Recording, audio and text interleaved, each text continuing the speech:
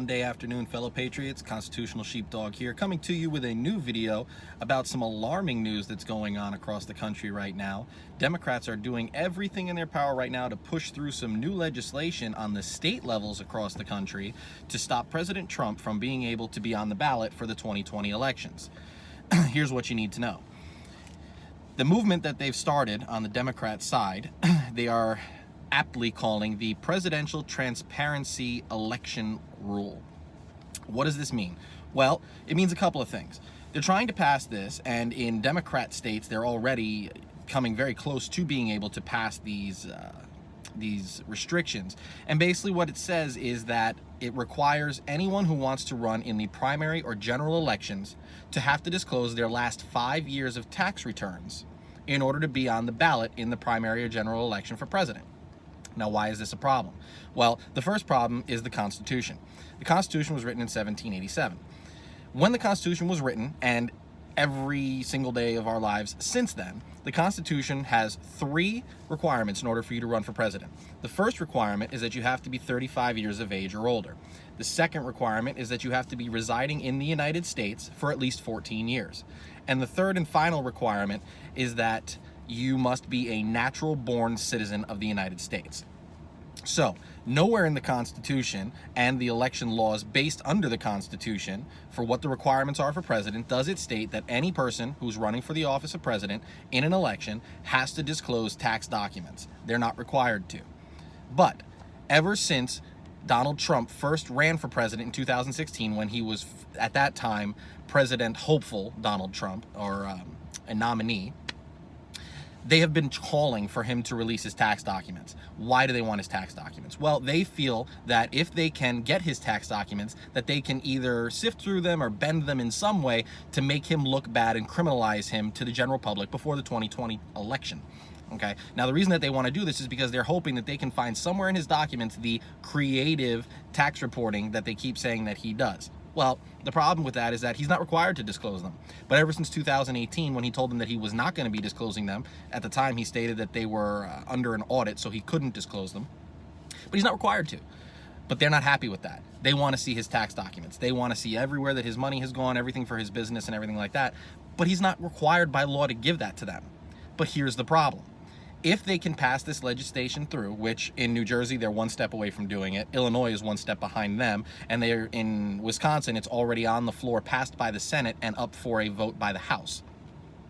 If they can pass this law, it sends a very clear message to us as Americans that there is no limit to what the Democrats will do to restrict our freedoms, our rights, or our Constitution when it comes to getting things that they want. But the bigger question is, well, where does it stop?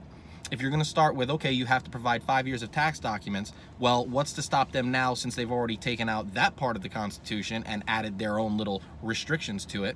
What's to stop them from going further with it, saying, well, you have to disclose this document, you have to disclose that document, we need to see this, we need to see that, otherwise you can't be on the ballot, thus limiting our choices as an American citizen for who we can vote for president. And now it makes it no longer a national decision, it makes it a decision based on the state of who the state wants you to see as an elected official or a person hoping to be an elected official. So, again, the problem is that they are trying to limit who we can vote for in the next presidential election by requiring people to release their tax documents. But that is not a requirement to hold office as president or to run for the office of president in an election under the Constitution. The Constitution only has those 3 requirements that we discussed just a moment ago. It only says you have to meet those 3 requirements. So, historically, Congress has had 0 constitutional power when it comes to the presidential election. Well, why is that? The reason for that is so that the Congress cannot limit our choices as an American citizen of who we vote in as president. It's our decision. It's not up to them. They don't have a say in it. They don't get to say anything about it. It's up to us as the citizens who we vote for. And who we vote for dictates the Electoral College votes. Okay, they're already trying to change the Electoral College votes and trying to do away with it completely and make it a popular vote. Well, that's a whole nother problem entirely, because then if you take away the Electoral College, you have basically 4 or 5 states in the country that are controlling the decisions of the entire country. Okay, you have states like California and New York and a select few other ones, Illinois, that are basically the ones that will decide who is going to be president of the United States. Why? Because by populace, their states have more people than other states do. So their state vote will count for more than other states do. Okay, and that's the problem. The Congress and the Democratic Party want to control who can and can't be president. They want to control everything about our day-to-day lives, restricting our freedoms, changing the Constitution to suit their needs and what they want. And they're not allowed to do that. But the problem here is that if we don't stand up as citizens and say, no, you're not going to do this, it's unconstitutional, they will continue to do whatever they want until someone puts their foot down and actually stops it. So, why am I discussing this? Well, I'm discussing this because it is an alarming problem, okay? The states that are trying to do this are states that are heavily Democrat controlled in their Senate and their House. But these states are also states that voted for Donald Trump in the presidential election. Why does that concern the Democrats? It concerns the Democrats because now they're saying, oh, well, our entire state, or the majority of our state, voted for Donald Trump. We can't have that happen. We don't want him winning another presidential bid for 2020. How can we stop that? Well, let's throw in an unconstitutional state law that says in order to be on our ballot for the primary or general election, you have to disclose your 5 years of tax documents for the last 5 years. It's unconstitutional. They can't do it. It's against the law.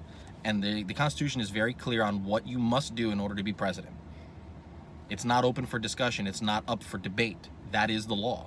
And the state cannot regulate that farther than the Constitution already has. They can't say, well, you have to disclose this document. No, you don't have to disclose that document. It's not required. The Constitution says you have to do 3 things. You can't add an imaginary 4th or 5th or 6th thing just because that's what you want, because it'll allow you to hinder who the American people can vote for and who's on the ballot in the election. It's not the way the process works. The more you know, the more you're informed. Stay vigilant.